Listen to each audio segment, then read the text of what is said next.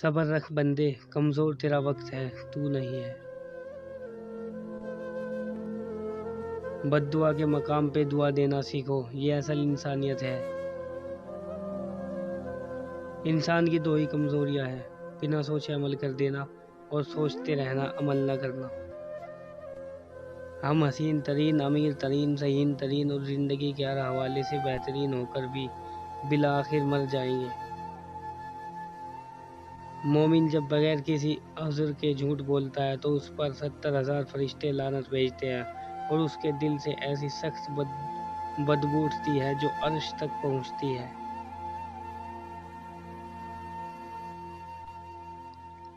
انسان کو زندگی میں ایسی ٹھوکر بھی لگتی ہے جو گرانے کے بجائے اٹھا دیتی ہے۔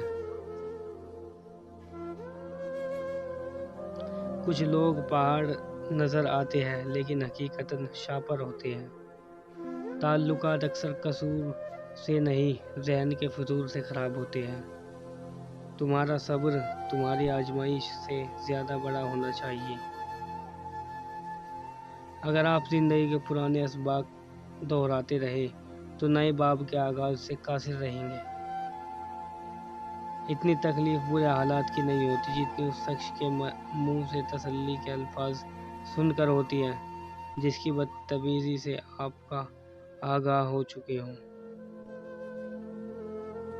مخلوق کی خدمت جیب سے نہ بھی ہو سکے، اچھے الفاظ سے ضرور کر دیا کرو۔ مونگ پھلی اور آوارگی میں خرابی یہ ہے کہ آدمی ایک دفعہ شروع کرے تو سمجھ میں نہیں آتا کہ ختم کیسے کرے۔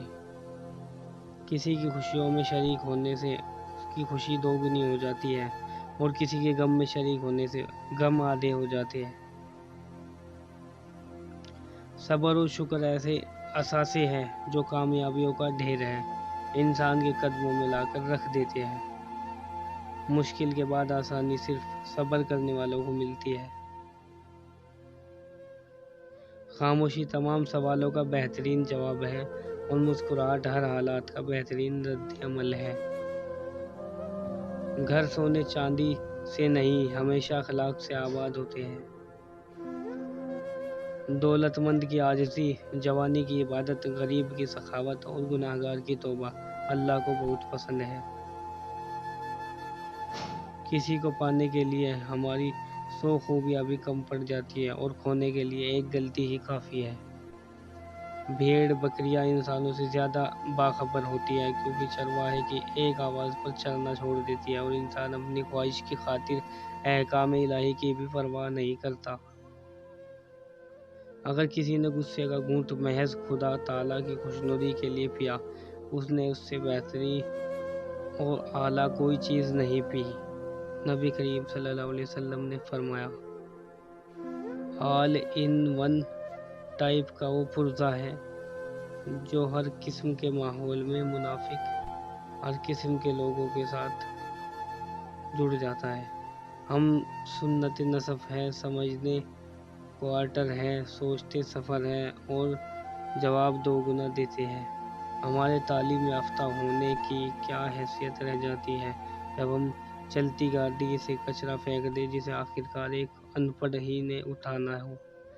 آج دنیا کے حالات یہ ہے کہ غریب کی پلیٹ سے زیادہ امیر کے شیمپو میں غذائیں اور وٹامن ملتے ہیں۔ خود کو غلط سمجھنے کی توفیق بھی اللہ کی طرف سے ملتی ہے، ورنہ تو لوگ غلط ہوتے ہوئے بھی خود کو صحیح سمجھتے ہیں۔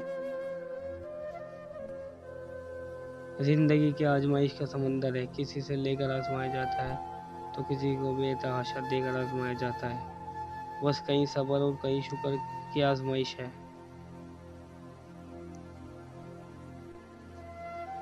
جب ٹھوکر کھا کر بھی نہ گرو تو سمجھ لو دعا نے تھام لیا۔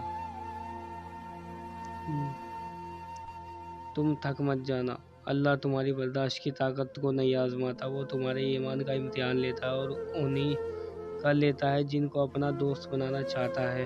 اللہ کو تمہاری برداشت کی حد معلوم ہے اور اللہ کبھی تمہیں اس حد سے زیادہ غم نہیں دے گا۔ تمہیں لگتا ہے اب ہم تھک گئے ہیں، مگر تھکتا تمہارا ایمان نہیں ہے، بس حوصلہ گھبرا جاتا ہے۔ جب اللہ کن کہتا ہے تو ناممکن ممکن ہو جاتا ہے اور دعائیں مقدر بھاری پڑ جاتی ہیں۔ वीडियो अच्छी लगी तो चैनल को लाइक शेयर सब्सक्राइब करिए।